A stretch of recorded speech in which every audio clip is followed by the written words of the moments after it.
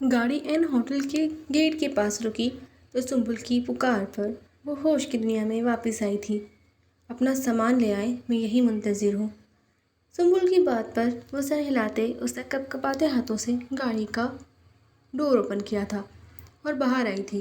بارش رک چکی تھی مگر اس کے اثرات اب بھی موجود تھے۔ اس کا پور پور درد میں مبتلا تھا۔ مردہ قدموں سے چلتے اسے جیسے ہی ہوٹل میں قدم رکھا، سامنے کا منظر دیکھ اسے لگا وہ عالیشان ہوٹل اس کے اوپر اپنے پورے بوجھ سمیت گرا ہو۔ بابا!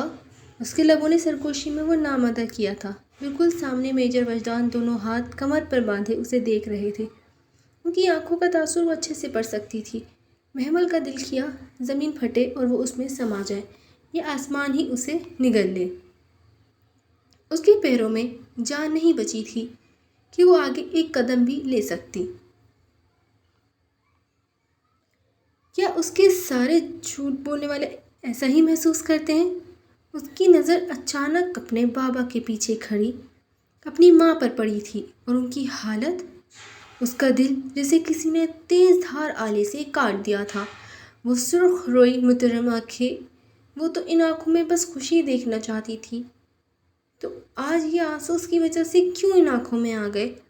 بے یقینی سے اس نے اپنے قدم آگے بڑھائے تھے۔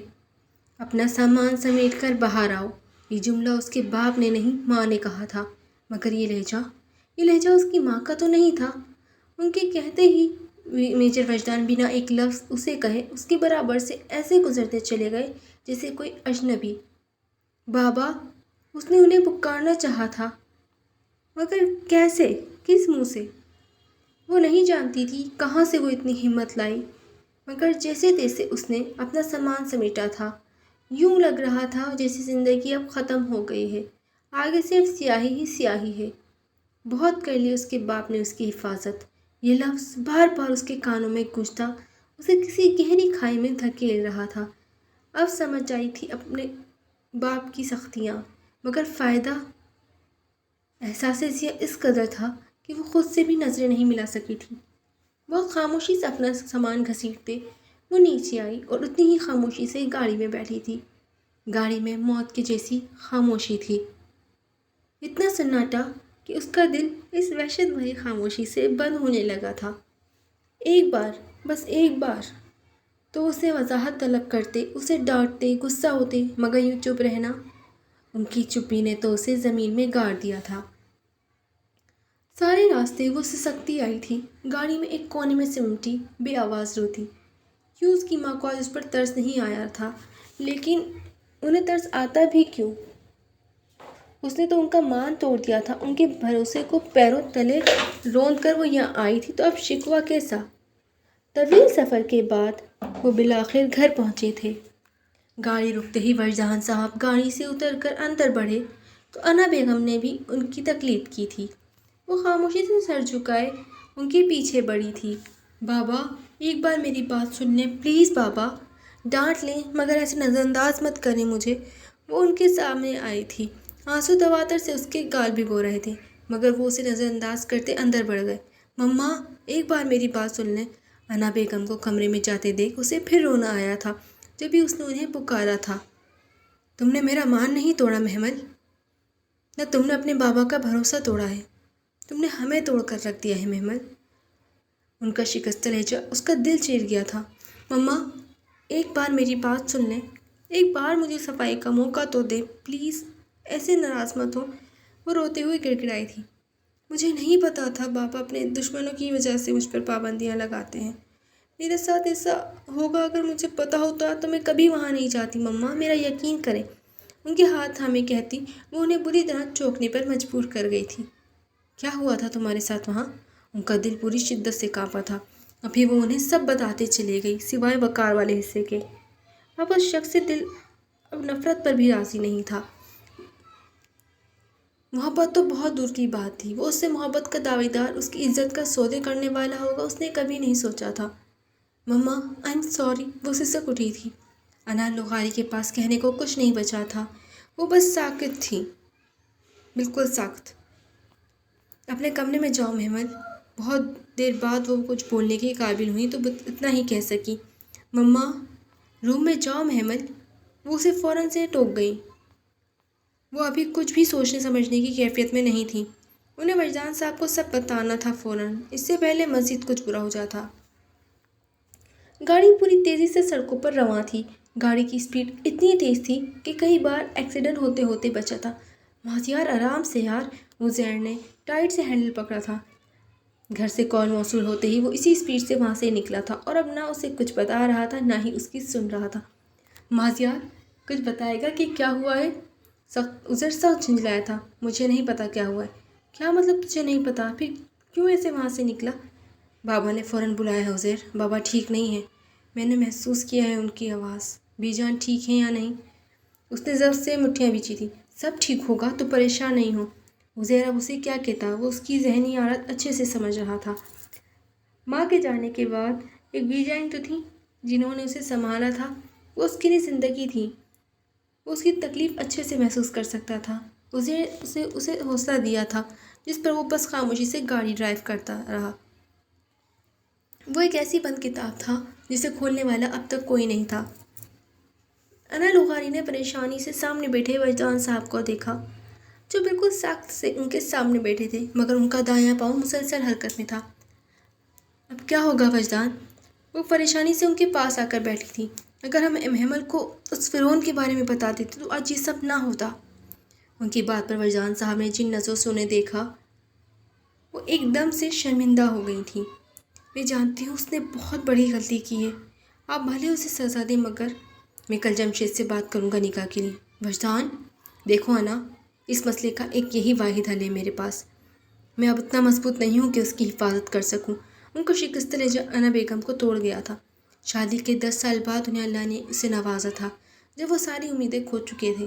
ان کے مشن کبھی ان کی فیملی کے لیے مسئلہ نہیں بنے تھے، مگر 15 سال پہلے جو ہوا وہ آج تک نہیں بھولے تھے، کیونکہ انہیں بھولنے نہیں دیا گیا تھا۔ ہر سال انہیں باقاعدہ طور پر یاد دہانی کی جاتی تھی۔ وہ مزید کوئی رسک نہیں لے سکتے تھے، محمل کی جان پر تو بالکل بھی نہیں۔ اتنے سال اسے محفوظ رکھا تھا، مگر اب وہ ڈر گئے تھے، اب بگڑتی طبیعت کی وجہ سے۔ وجدان آپ اسے سب بتا دیں، انہوں نے بے بسی سے کہا تھا۔ بتا دوں گا، لیکن ابھی نہیں۔ آج جو کچھ ہوا وہ میری کوتاہی ہے۔ میں اپنی بیٹی کو وہ پڑھ نہیں دے سکا جن سے وہ اڑان بھر سکے۔ جب سیدھے راستوں پر کانٹے ہوں تو بچے چور دروازے ہی چنتے ہیں۔ کاش میں اسے وہ آزادی وہ پڑھ دے سکتا۔ آپ نے جان کر کچھ نہیں کیا وجدان۔ سبھی والدین یہ چاہتے ہیں کہ ان کی اولاد محفوظ رہے۔ انا، اڑان کے لیے آسمان دینا بہت ضروری ہے، پھر وہ لوٹ کر گھر ہی آتے ہیں۔ ان کا دکھ بہت بڑا تھا، مگر انہیں اب ایک اور فیصلہ کرنا تھا، بہت بڑا فیصلہ۔ اوندھے منہ بیڈ پر لیٹے وہ گہری سوچ میں تھی۔ اسے گھر آئے 3 دن ہو گئے تھے، مگر وجدان صاحب نے اسے ایک حرف نہیں کہا تھا۔ ان کی خاموشی نے اسے توڑ کر رکھ دیا تھا۔ مسلسل 3 دن سے وہ بے بسی سے رو رہی تھی، اپنے ساتھ ہونے والے واقعے کو سمجھنے کی کوشش کر رہی تھی۔ اللہ پاک پلیز میری مدد کریں، میں بہت شرمندہ ہوں۔ میں جانتی ہوں جو میں نے کیا وہ معافی کے قابل نہیں۔ میں نے اپنے ہی ہاتھوں اپنی عزت داؤ پر لگا دی۔ اگر بابا جان گئے کہ میں وہاں وقار، اس سے آگے ایک لفظ نہیں بولا گیا تھا۔ وہ تو خود سے بھی شرمندہ تھی۔ مجھے معافی مانگنی ہے بابا سے، چاہے کچھ بھی بولیں۔ خود سے عہد کرتے وہ نیچے بڑی تھی جہاں لاؤنج میں وجدان صاحب اور انا بیگم بیٹھے تھے۔ بابا، اس کی پکار پر وجدان صاحب اپنی جگہ سے اٹھے تھے۔ اس سے پہلے وہ اندر جاتے، وہ فوراً سے ان کے سامنے آئی تھی۔ ایسا مت کریں بابا، میرے ساتھ آپ سختی کریں، ڈانٹیں، مار لیں بابا، مگر یہ چپ تو نہ رہیں پلیز۔ ان کے ہاتھ تھامے اس نے بہت مشکل سے یہ الفاظ ادا کیے تھے۔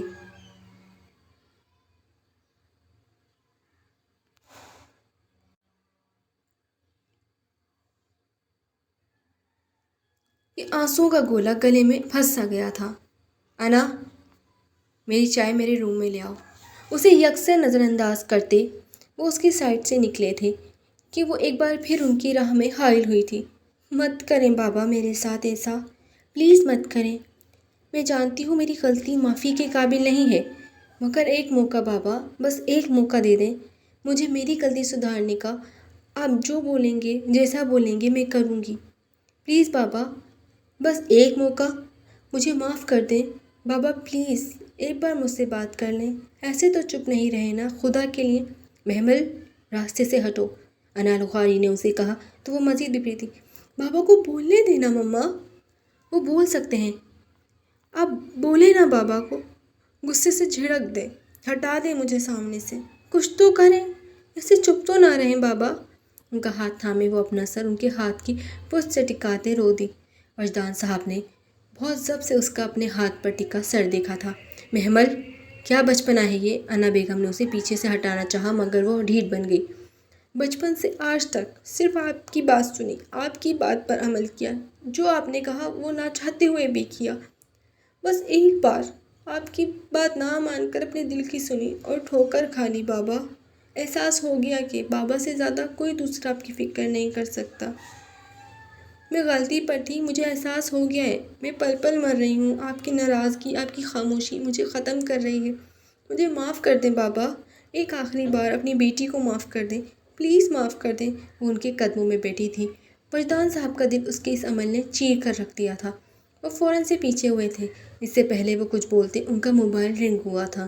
نمبر دیکھ انہوں نے فوراً سے کال ریسیو کی تھی، اور جو انہیں سننے کو ملا وہ بالکل بھی اچھا نہیں تھا۔